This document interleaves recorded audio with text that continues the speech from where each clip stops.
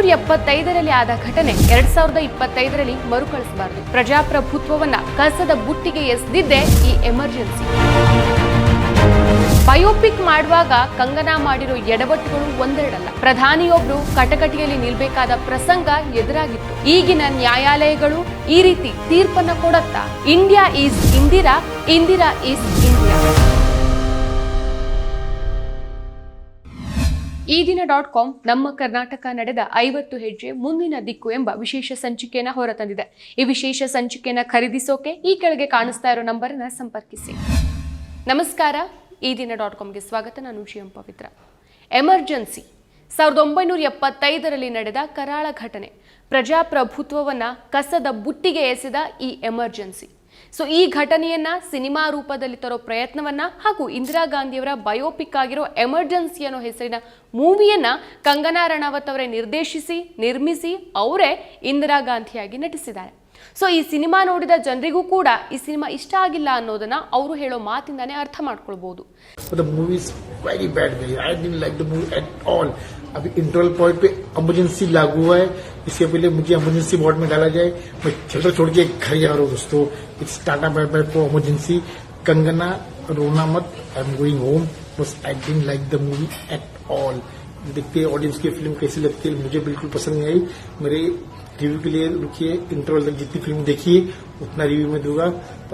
As for now I am going home after interval. Tata bye bye guys. मेरे को भी emergency लग गई. मैं एम्बुलेंस बुला के घर पे जा रहा हूँ अभी. अरे पॉलिटिकल पिक्चर कितनी बनाओगे यार. मतलब एक बार वो मोदी जी पे पिक्चर बनी थी और विवेक ओबराय जब खड़े रह के मोदी जी की एक्टिंग कर रहा था, मुझे मोदी का माया भाई ज़्यादा लगा था उसके अंदर. और यहाँ पे Shrimati Indira Gandhi ji, one of the greatest women in the world. मैं बोलूँगा कि उनके जैसी फीमेल प्रधानमंत्री ना कोई आई है ना आएगी. वो सुमित्रा मेरे ईरानी के लिए मेरा एक टॉन्ट है. और जिस तरीके से कंगना मैम ने यहाँ पे उनकी मिमिक्री की है, एक्टिंग तो छोड़ दो, मिमिक्री थी वो. देखिए अगली ट्रेन आने वाली है विरार से दादर जाने वाली, जिसको चढ़ना चढ़ो वरना चलते बनो.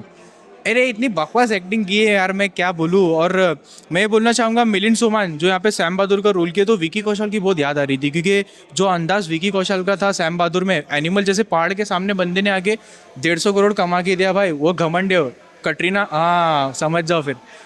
तो अनुपम खेर सर को पता नहीं क्या हो गया है, हर कोई प्रोपोगंडा मूवी में वही दिखते.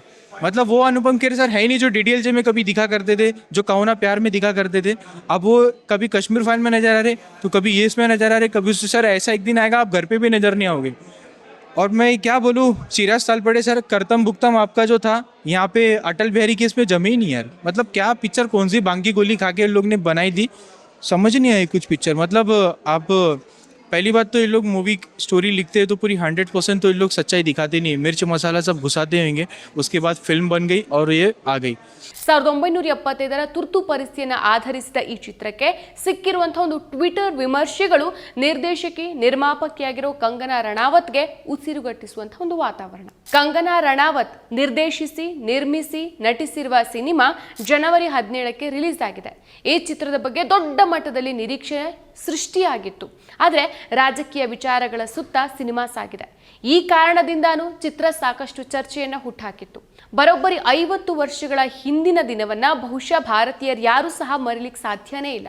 1975 ಜೂನ್ 25ಕ್ಕೆ ಭಾರತದ ಇತಿಹಾಸದಲ್ಲಿ ಕರಾಳ ದಿನವಾಗಿ ದಾಖಲಾಗಿದೆ.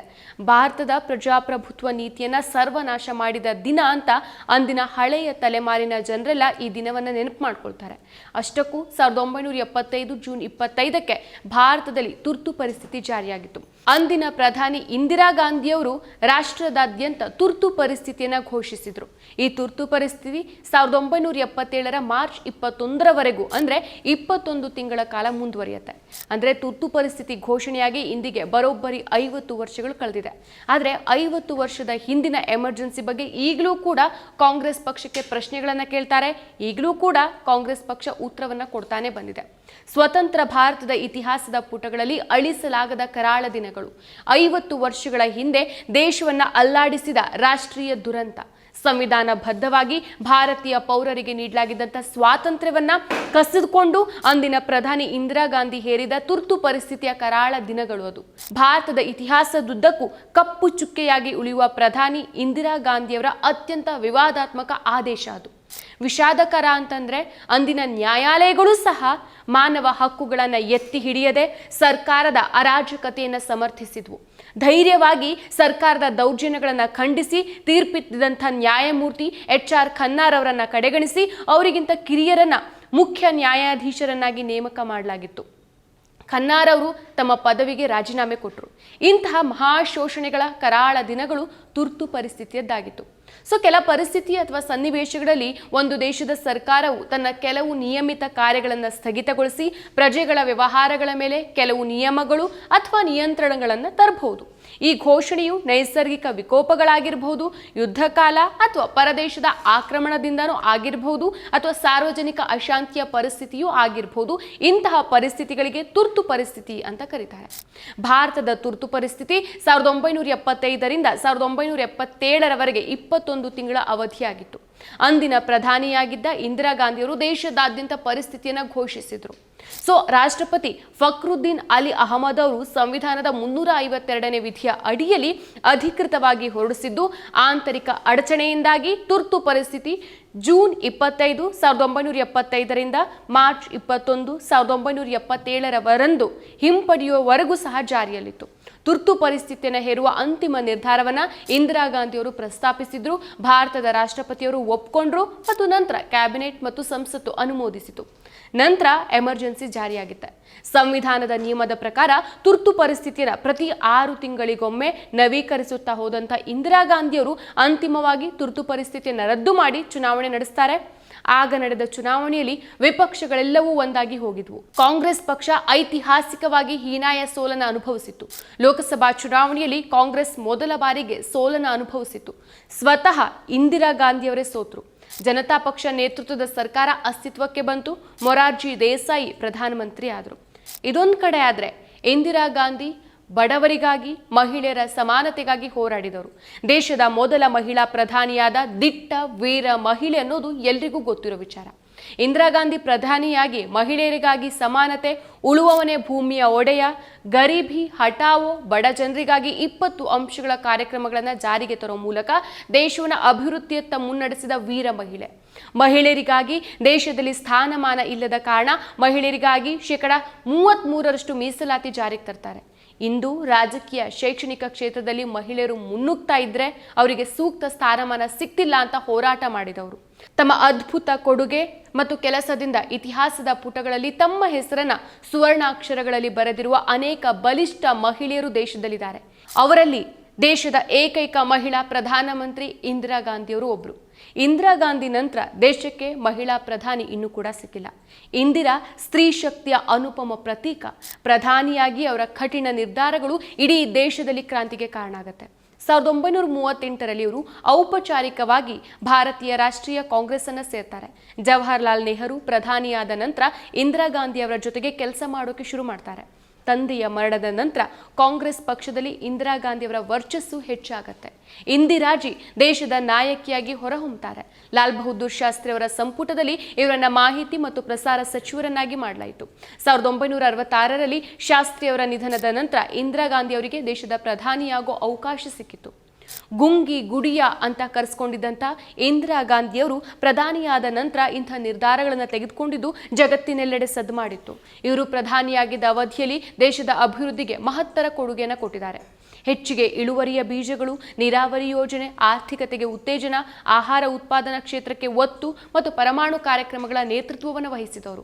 1974ರಲ್ಲಿ ಭೂಗತ ಪರಮಾಣು ಸ್ಫೋಟವನ್ನು ನಡೆಸಿ ವಿಶ್ವಕ್ಕೆ ಭಾರತದ ಶಕ್ತಿಯನ್ನು ಮೊದಲ ಬಾರಿಗೆ ಪರಿಚಯಿಸಿದವರು. ದೇಶದ ಮೊದಲ ಮಹಿಳಾ ಪ್ರಧಾನಿಯಾಗಿ ಕಾರ್ಯನಿರ್ವಹಿಸಿದ ಇಂದಿರಾ ಅವರ ಜಾಣ್ಮೆ ಹೊಸತನದ ಭಾರತಕ್ಕೆ ಅಡಿಗಲ್ಲು ಹಾಕಿತ್ತು.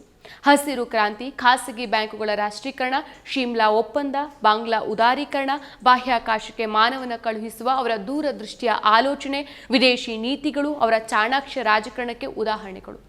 India is Indira, Indira is India ಅನ್ನೋ ಸ್ಲೋಗನ್ಗಳು ಭಾರತದಲ್ಲಿ ಕೇಳೋಕೆ ಶುರುವಾಗಿತ್ತು.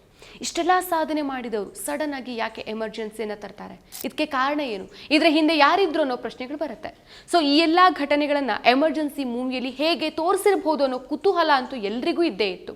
ಆದರೆ ಬಯೋಪಿಕ್ ಮಾಡುವಾಗ ಕಂಗನಾ ರಣಾವತ್ ಮಾಡಿರುವಂಥ ಎಡವಟ್ಟುಗಳು ಒಂದೆರಡಲ್ಲ. ಎಮರ್ಜೆನ್ಸಿ ಇದೊಂದು ಪೊಲಿಟಿಕಲ್ ಡ್ರಾಮಾ ಅಂತಾನೆ ಹೇಳ್ಬೋದು.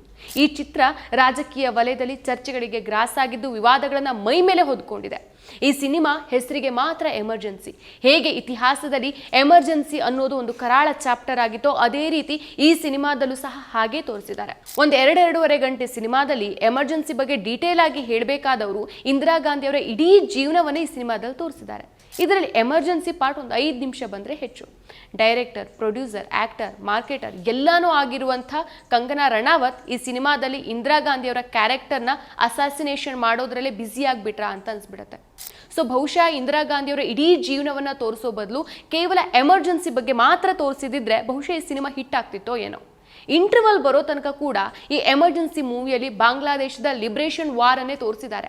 ಆದರೆ ಪಂಜಾಬ್ನ ಬಂಡಾಯ ಕಾರ್ಯಾಚರಣೆ ಆಪರೇಷನ್ ಬ್ಲೂ ಸ್ಟಾರ್ ಅನ್ನು ಸಹ ತೋರಿಸಿದ್ದಾರೆ. ಆದರೆ ಇಲ್ಲಿ ಎಮರ್ಜೆನ್ಸಿ ಅಂತ ಯಾಕೆ ಹೆಸರಿಡಬೇಕಾಗಿತ್ತು? ಇಂದಿರಾ ಗಾಂಧಿಯವರ ಜೀವನದ ಕತೆ ಅಂತಾನೋ ಅಥವಾ ಅನ್ಟೋಲ್ಡ್ ಸ್ಟೋರಿ ಅಂತಾನೋ ಇಡ್ಬೋದಿತ್ತಲ್ವಾ? ಇನ್ನು ಮತ್ತೊಂದು ಮಿಸ್ಟೇಕ್ ಅಂತಂದ್ರೆ ಕಂಗನಾ ರಣಾವತ್ ಅವರ ಆಕ್ಟಿಂಗ್. ಒಂದೇ ಸಿನಿಮಾದಲ್ಲಿ 3 ರೋಲ್ ಮಾಡಿದ್ರೆ ನಿಮಗೆ ಆಕ್ಟಿಂಗ್ ಕಡೆ ಹೇಗೆ ಫೋಕಸ್ ಮಾಡ್ಲಿಕ್ಕಾಗತ್ತೆ? Director, producer, actor, marketing head, writer ಎಲ್ಲನೂ ಕಂಗನಾ ರಣಾವತ್ ಅವರೇ ಮಾಡಿದ್ದಕ್ಕೆ ಸಿನಿಮಾದಲ್ಲಿ ಕಂಗನಾ ರಣಾವತ್ ಅವರ ಆಕ್ಟಿಂಗ್ಗೆ ಸಿಕ್ಕಾಪಟ್ಟೆ ಟ್ರೋಲ್ ಆಗ್ತಾ ಇರೋದು. ಭಾರತದ ಮೊದಲ ಹಾಗೂ only female prime minister role ಅಂದ್ರೆ ಕಡಿಮೆನಾ? ನಿಜವಾಗ್ಲೂ ಇದು ಆಸ್ಕರ್ ಸಿಗ್ಬೇಕಾದಂತ ರೋಲ್ ಆಗಿತ್ತು. ಪಾಕಿಸ್ತಾನವನ್ನ 2 ಭಾಗ ಮಾಡಿದ ಪ್ರಧಾನಿ, ಅದೇ ಪ್ರಧಾನಿ ಪ್ರಜಾಪ್ರಭುತ್ವವನ್ನ ಜೈಲಿಗೆ ಹಾಕಿದ್ರು ಮತ್ತು ಕೊನೆಯಲ್ಲಿ ಅವರ ಕಠಿಣ ಕ್ರಮಗಳಿಂದಾಗಿ ಅವ್ರದ್ದು ಹತ್ಯೆ ಆಗತ್ತೆ. ಎಂಥ ರೋಲ್ ಇದು! ಅದ್ಭುತವಾದ ರೋಲ್. ಲಾಲ್ ಸಿಂಗ್ ಚಡ್ಡಾದಲ್ಲಿ ಅಮೀರ್ ಖಾನ್ ಮಾಡಿರೋ ತಪ್ಪನ್ನೇ ಇಲ್ಲಿ ಕಂಗನಾ ರಣಾವತ್ ಮಾಡಿರೋದು. ನೆಕ್ಸ್ಟ್ ಲೆವೆಲ್ ಅಲ್ಲಿ ಓವರ್ ಆಕ್ಟ್ ಮಾಡಿದ್ದಾರೆ. ಧ್ವನಿಯನ್ನ ಏರ್ಸೋದು, ಕಣ್ಣನ್ನ ಮಿಟುಕ್ಸೋದು, ಗೊಣಗೋದು. ಕಂಗನಾ ಅಂದ್ಕೊಂಡಿರ್ಬೋದು ತಾನು ಇಂದಿರಾ ಗಾಂಧಿಯವರ ರೀತಿಯಲ್ಲೇ ಮಾಡ್ತಾ ಇದ್ದೀನಿ ಅಂತ. ಆದರೆ ನಿಜ ಹೇಳ್ಬೇಕಂತಂದ್ರೆ ಇದೊಂದು ರೀತಿಯ ಕಾರ್ಟೂನ್ ರೀತಿ ಕಾಣಿಸ್ತಾ ಇದೆ ಜನರಿಗೆ. ಯಾವಾಗ ನೀವು ಸಿನಿಮಾವನ್ನ ದುಡ್ಡು ಹಾಗೂ ಪ್ರೊಪಗಂಡಾಗೋಸ್ಕರ ಮಾಡ್ತಿರೋ ಆಗ ಮಾತ್ರ ಇಷ್ಟೆಲ್ಲ ಆಗೋಕ್ ಸಾಧ್ಯ. ವಿವೇಕ್ ಒಬೆರಾಯ್ ಅವರ ನರೇಂದ್ರ ಮೋದಿ, ತಲೈವಿಯಲ್ಲಿ ಕಂಗನಾ, ಜಯಲಲಿತಾ ಪಾತ್ರದಲ್ಲಿ ಕಾಣಿಸ್ಕೊಂಡಿರೋದು, ಆಕ್ಸಿಡೆಂಟಲ್ ಪ್ರೈಮ್ ಮಿನಿಸ್ಟರ್ನಲ್ಲಿ ಅನುಪಮ್ ಖೇರ್ ಮಾಡಿರೋದು, ನವಾಜುದ್ದೀನ್ ಸಿದ್ದಿಕಿ ಅವರು ಮಾಡಿರುವಂತಹ ಠಾಕ್ರೆ ಸಿನಿಮಾ, ಪಂಕಜ್ ತ್ರಿಪಾಠಿ ಮಾಡಿರುವಂತಹ ಅಟಲ್ ಬಿಹಾರಿ ವಾಜಪೇಯಿ ಅವರ ರೋಲ್ ಇದೆಲ್ಲವೂ ಸಹ ಸೋತಿದೆ. ದೊಡ್ಡ ದೊಡ್ಡ ಆಕ್ಟರ್ಗಳನ್ನ ಇಟ್ಕೊಂಡು ಸಿನಿಮಾ ಮಾಡಿದ್ದಾದ್ರೂ ಸಹ ಎಲ್ಲ ಸಿನಿಮಾಗಳು ಸೋತಿದೆ. ಇತಿಹಾಸದ ಬಗ್ಗೆ ನೀವು ಸ್ಟೋರಿ ಮಾಡ್ತಾ ಇದ್ದೀರಾ ಅಂತಂದ್ರೆ ಜವಾಬ್ದಾರಿ ಜಾಸ್ತಿ ಇರತ್ತೆ. ಅದನ್ನ ಅಷ್ಟು ಈಸಿಯಾಗಿ ತಗೊಳ್ಬೇಡಿ. ಹೌದು, ಸಿನಿಮಾ ಅಂದಮೇಲೆ ಕಮರ್ಷಿಯಲ್ ಇದ್ದೇ ಇರತ್ತೆ. ಹಾಗಂದ್ ಮಾತ್ರಕ್ಕೆ ಇತಿಹಾಸವನ್ನೇ ತಿರ್ಚೋ ಪ್ರಯತ್ನ ಮಾಡೋದು ಸರಿಯಲ್ಲ ಅಲ್ವಾ? ಈ ಸಿನಿಮಾದಲ್ಲಿ ಮಾಡಿರೋ ದೊಡ್ಡ ತಪ್ಪು ಅದೇ. ಎಮರ್ಜೆನ್ಸಿ ಅಂತ ಏನೋ ಹೆಸರಿಟ್ಟಿದ್ದಾರೆ, ಆದರೆ ಎಮರ್ಜೆನ್ಸಿ ಟೈಮ್ನಲ್ಲಿ ಏನಾಯ್ತು ಅನ್ನೋ ಬಗ್ಗೆ ಈ ಸಿನಿಮಾದಲ್ಲಿ ಉತ್ತರನೇ ಇಲ್ಲ. 2 ವರ್ಷಗಳ ಕಾಲ ಇದ್ದಂಥ ಎಮರ್ಜೆನ್ಸಿ ಕತೆಗೆ ಒತ್ತು ನೀಡದೇನೆ ಇಂದಿರಾ ಗಾಂಧಿಯವರ ಇಡೀ ಜೀವನದ ಕಥೆಯನ್ನ ಹೇಳಿದ್ದಾರೆ. ಎಮರ್ಜೆನ್ಸಿ ಬಗ್ಗೆ ಇತಿಹಾಸ ಪುಟವನ್ನ ಮತ್ತೊಮ್ಮೆ ತಿರುವಿ ನೋಡೋ ಅಭಿಮಾನಿಗಳಿಗೆ ಇದು ಬೇಸರದ ಸಂಗತಿ. ಸೊ ಈ ಎಮರ್ಜೆನ್ಸಿ ಮೂವಿ ನಿಜವಾಗ್ಲೂ ಹಿಸ್ಟ್ರಿಯನ್ನ ಸರಿಯಾಗಿ ತೋರಿಸಿದ್ರೆ ಅದ್ಭುತವಾದ ಮೂವಿಯಾಗಿ ಹೊರಹೊಮ್ಮತಿತ್ತು. ಯಾಕಂದ್ರೆ 1975ರಲ್ಲಿ ಆದಂಥ ಘಟನೆ 2025ರಲ್ಲಿ ಮರುಕಳಿಸಬಾರದು ಅನ್ನೋದು ಎಲ್ಲರ ಗಮನಕ್ಕೂ ಇತ್ತು. 2024ರಲ್ಲಿ ಬಂದಂಥ ಎಲ್ಲಾ ಪ್ರೊಪಗಾಂಡ ಮೂವಿಗಳು ಸೋತಿದೆ. 2025ರ ಹೊಸರಲ್ಲಿ ಬಂದಂಥ ಎಮರ್ಜೆನ್ಸಿ ಮೂವಿ ಏನಾಗತ್ತೆ ಅನ್ನೋದನ್ನ ಕಾದು ನೋಡಬೇಕಾಗಿದೆ. ಯಾಕಂದ್ರೆ ಕೆಲವು ಪ್ರಾದೇಶಿಕ ಗುಂಪುಗಳಲ್ಲಿ ಆಕ್ರೋಶ ಹೆಚ್ಚಾಗಿದೆ. ಈ ಪೈಕಿ ಪಂಜಾಬ್ನ ಸಿಖ್ ಸಮುದಾಯದಿಂದ ಈ ಚಿತ್ರಕ್ಕೆ ತೀವ್ರ ವಿರೋಧ ವ್ಯಕ್ತವಾಗ್ತಾ ಇದೆ. ಶಿರೋಮಣಿ ಗುರುದ್ವಾರ ಪ್ರತಿಬಂಧಕ ಸಮಿತಿ ಈ ಚಿತ್ರದ ವಿರುದ್ಧ ತಕರಾರು ಎತ್ತಿದ್ದು, ಈ ಚಿತ್ರದಲ್ಲಿ ಸಿಖ್ ಸಮುದಾಯಕ್ಕೆ ಅವಮಾನ ಆಗಿದೆ, ಹಾಗಾಗಿ ಈ ಸಿನಿಮಾವನ್ನ ಬ್ಯಾನ್ ಮಾಡಬೇಕು ಅಂತ ಅಮೃತ್ಸರದಲ್ಲಿ ಪ್ರತಿಭಟನೆ ಮಾಡ್ತಿದ್ದಾರೆ. ಎಮರ್ಜೆನ್ಸಿ ಸಿನಿಮಾ ಪ್ರದರ್ಶನ ಆಗ್ತಾ ಇದ್ದಂಥ ಚಿತ್ರಮಂದಿರಗಳ ಎದುರು ಭದ್ರತೆಗಾಗಿ ಪೊಲೀಸರನ್ನು ಈಗಾಗಲೇ ನಿಯೋಜಿಸಲಾಗಿದೆ. ಟ್ರೇಲರ್ ಬಿಡುಗಡೆ ಆದಾಗಲೂ ಸಹ ಸಿಖ್ ಸಮುದಾಯದವರು ಈ ಚಿತ್ರಕ್ಕೆ ವಿರೋಧವನ್ನು ವ್ಯಕ್ತಪಡಿಸಿದ್ರು. ಸಿಖ್ಖರಿಗೆ ಸಂಬಂಧಿಸಿದ ಇತಿಹಾಸದ ವಿವರಗಳನ್ನ ಎಮರ್ಜೆನ್ಸಿ ಸಿನಿಮಾದಲ್ಲಿ ತಿರುಚಲಾಗಿದೆ ಅಂತ ಕೂಡ ಆರೋಪ ಮಾಡಲಾಗಿತ್ತು. ಅದರಲ್ಲೂ ಇತ್ತೀಚೆಗಂತೂ ಬಾಲಿವುಡ್ ನಟಿ ಕಂಗನಾ ರಣಾವತ್ ಅವರು ಸಿನಿಮಾಗಳಿಗಿಂತ ಜಾಸ್ತಿ ಕಿರಿಕ್ ಮಾಡ್ಕೊಂಡಿದ್ದೇ ಹೆಚ್ಚು. ಜಗಳ ಮಾಡಿ ವಿವಾದ ಮೈ ಮೇಲೆ ಎಳ್ಕೊಂಡು ಮಿಕ್ಕ ಸಮಯದಲ್ಲಿ ಸಿನಿಮಾ ಮಾಡುವಂತ ಆಗೋಗ್ಬಿಟ್ಟಿದೆ. ಇನ್ನು ಎಮರ್ಜೆನ್ಸಿ ಸಿನಿಮಾ ರಿಲೀಸ್ ಆಗೋ ಕೆಲ ದಿನಗಳ ಹಿಂದೆ ಕಂಗನಾ ರಣಾವತ್ ಒಂದು ಸ್ಟೇಟ್ಮೆಂಟ್ ಕೊಟ್ಟಿದ್ರು. ಎಮರ್ಜೆನ್ಸಿಯಲ್ಲಿ ಇಂದಿರಾ ಗಾಂಧಿ ಪಾತ್ರವನ್ನ ನಿರ್ವಹಿಸೋದಕ್ಕೂ ಮೊದಲು ನಾನು ಅವರ ಬಗ್ಗೆ ದೀರ್ಘವಾದ ಸಂಶೋಧನೆ ನಡೆಸಿರೋದಾಗಿ ನಟಿ ಹೇಳ್ಕೊಂಡು ಸಂಸದೆ ಕಂಗನಾ ರಣಾವತ್ ಅವರು ಈ ಮಾತನ್ನ ಹೇಳಿದ್ರು. ಇಂದಿರಾ ಗಾಂಧಿ ಶಕ್ತಿಶಾಲಿ ಅಂತ ಭಾವಿಸಿದ್ದೆ, ಆದ್ರೆ ಅವ್ರ ಬಗ್ಗೆ ಸಂಶೋಧನೆ ನಡೆಸಿದಾಗ ಗೊತ್ತಾಯ್ತು ಅವರು ದುರ್ಬಲರು ಅಂತ ಹೇಳಿದ್ರು. ಬಹುಶಃ ಪಾಕಿಸ್ತಾನವನ್ನು 2 ಭಾಗಗಳಾಗಿ ವಿಭಜಿಸೋಕೆ ಮೋದಿಯೇ ನಿಜವಾದ ಕಾರಣ ಅಂತ ಕಂಗನಾ ತಮ್ಮ ಸಂಶೋಧನೆಯಲ್ಲಿ ಕಂಡುಹಿಡಿದಿರಬಹುದೇನೋ. ಯಾಕಂದ್ರೆ ಈ ಹಿಂದೆ ಕಂಗನಾ ಅವರು ಮೋದಿ ಅವರನ್ನ ವಿಷ್ಣುವಿನ ಅವತಾರ ಅಂತ ಹೇಳಿ ಟೀಕೆಗೆ ಗುರಿಯಾಗಿದ್ರು. ಸ್ವಾತಂತ್ರ್ಯ ಹೋರಾಟಗಾರ ನೇತಾಜಿ ಸುಭಾಷ್ ಚಂದ್ರ ಬೋಸ್ ಅವರನ್ನ ಭಾರತದ ಪ್ರಥಮ ಪ್ರಧಾನಮಂತ್ರಿ ಅಂತ ಹೇಳಿ ಟ್ರೋಲ್ ಆಗಿದ್ರು. 2014ರಲ್ಲಿ ಪ್ರಧಾನಿ ಮೋದಿ ಅವರು ಅಧಿಕಾರಕ್ಕೆ ಬಂದ ನಂತರನೇ ಭಾರತಕ್ಕೆ ನಿಜವಾದ ಸ್ವಾತಂತ್ರ್ಯ ಸಿಕ್ತು ಅಂತ ಕೂಡ ಹೇಳಿದ್ರು. ಮೋದಿ ಅವರು ರಷ್ಯಾ ಅಧ್ಯಕ್ಷ ಪುಟಿನ್ ಅವರಿಗೆ ಸಲಹೆ ಕೊಟ್ಟಿದ್ದಾರೆ, ಯುಕ್ರೇನ್ ಅಧ್ಯಕ್ಷರ ಜೊತೆಗೆ ಮಾತಾಡಿದ್ದಾರೆ, ಆ ಮೂಲಕ ರಷ್ಯಾ ಯುಕ್ರೇನ್ನಿಂದ ಸಂಭವಿಸಬಹುದಾಗಿದ್ದಂಥ 3ನೇ ವಿಶ್ವಯುದ್ಧವನ್ನೂ ತಡೆದಿದ್ದಾರೆ ಅನ್ನೋ ಮಾತನ್ನ ಹೇಳಿದ್ರು. ಸೊ ಈ ರೀತಿ ಹೇಳಿಕೆ ಕೊಡೋದೆಲ್ಲ ಕಂಗನಾಗೆ ಹೊಸದೇನಲ್ಲ ಬಿಡಿ. ಸೊ ಇದೇ ಟೈಮ್ನಲ್ಲಿ ಇನ್ನೊಂದು ವಿಚಾರವನ್ನ ನಾವು ನೆನ್ಪು ಮಾಡ್ಕೊಳ್ಳೋದಾದ್ರೆ 1971ರ ರಾಯ್ಬರೇಲಿ ಕ್ಷೇತ್ರದಿಂದ ಸ್ಪರ್ಧಿಸಿದಂಥ ಇಂದಿರಾ ಗಾಂಧಿ ವಿರುದ್ಧ ಜನತಾ ಪಾರ್ಟಿ ಲೋಕ್ ಬಂಧು ರಾಜ್ ನಾರಾಯಣ್ ಅವರನ್ನ ಕಣಕ್ಕಿಳಿಸಿತ್ತು. ಸೊ ಈ ಚುನಾವಣೆಯಲ್ಲಿ ಇಂದಿರಾ ಗಾಂಧಿ ಗೆದ್ದಿದ್ರು. ಇಂದಿರಾ ಗಾಂಧಿ ಚುನಾವಣೆಯಲ್ಲಿ ಅಧಿಕಾರವನ್ನು ದುರುಪಯೋಗ ಮಾಡಿಕೊಂಡು ಅಕ್ರಮದಿಂದ ಜಯಗಳಿಸಿದ್ದಾರೆ ಅಂತ ರಾಜ್ ನಾರಾಯಣ್ ನ್ಯಾಯಾಲಯದ ಮೊರೆ ಹೋಗ್ತಾರೆ.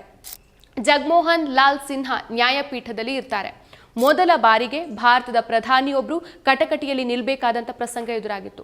ಅಲಹಾಬಾದ್ನ ಉಚ್ಚ ನ್ಯಾಯಾಲಯದ ನ್ಯಾಯಮೂರ್ತಿ ಜಗಮೋಹನ್ ಲಾಲ್ ಸಿನ್ಹಾ ಅವರು 1975ರ ಜೂನ್ 12ಕ್ಕೆ ತೀರ್ಪನ್ನು ಕೊಡ್ತಾರೆ. ಇಂದಿರಾ ಗಾಂಧಿಯವರು ಚುನಾವಣೆಯ ವೇಳೆ ಸ್ಥಳೀಯ ಆಡಳಿತವನ್ನು ದುರುಪಯೋಗ ಪಡಿಸಿಕೊಂಡಿದ್ದಾರೆ, ಯಶ್ಪಾಲ್ ಕಪೂರ್ ಅನ್ನೋ ಅಧಿಕಾರಿಯನ್ನು ಬಳಸಿಕೊಂಡಿದ್ದೂ ಅಲ್ಲದೆ ಪ್ರಚಾರ ಸಭೆಗಳಿಗೆ ಉಚಿತವಾಗಿ ವಿದ್ಯುತ್ ಬಳಕೆ ಮಾಡಿಕೊಂಡಿದ್ದಾರೆ ಅನ್ನೋದು ಸಾಬೀತಾಗಿದ್ದರಿಂದ ಇವರ ಸದಸ್ಯತ್ವವನ್ನು ಅಸಿಂಧುಗೊಳಿಸಿ 6 ವರ್ಷಗಳ ಕಾಲ ಚುನಾವಣಾ ಸ್ಪರ್ಧೆಗೆ ಅನರ್ಹಗೊಳಿಸಿ ಆದೇಶವನ್ನು ಹೊರಡಿಸುತ್ತೆ. ಈಗ ಪ್ರಶ್ನೆ ಅಂತಂದ್ರೆ, ಈಗಿನ ನ್ಯಾಯಾಲಯಗಳು ಈ ರೀತಿ ದಕ್ಷ ತೀರ್ಪನ್ನು ಕೊಡೋಕೆ ಸಾಧ್ಯ ಆಗತ್ತಾ? ಭಾರತದ ಭವ್ಯ ಇತಿಹಾಸದಲ್ಲಿ ಕಪ್ಪು ಚುಕ್ಕೆಯಂತಿರುವ ತುರ್ತು ಪರಿಸ್ಥಿತಿಯ ಪರ್ವ ಒಂದು ದುಸ್ವಪ್ನವಾಗಿ ಕಳೆದು ಹೋಗ್ಲಿ. ಮುಂದೆಂದೂ ಸಹ ಅಂಥ ಅಚಾತುರ್ಯದ ಛಾಯೆ ಕೂಡ ಮೂಡಿಸುವ ವಿಪತ್ತು ನಮಗೆ ಒದಗಿ ಬರ್ದೇ ಇರಲಿ ಅನ್ನೋದು ನಮ್ಮ ಆಶಯ. 2025ರಲ್ಲಿ ಮತ್ತೊಮ್ಮೆ ಎಮರ್ಜೆನ್ಸಿ ಬರ್ದೇ ಇರಲಿ.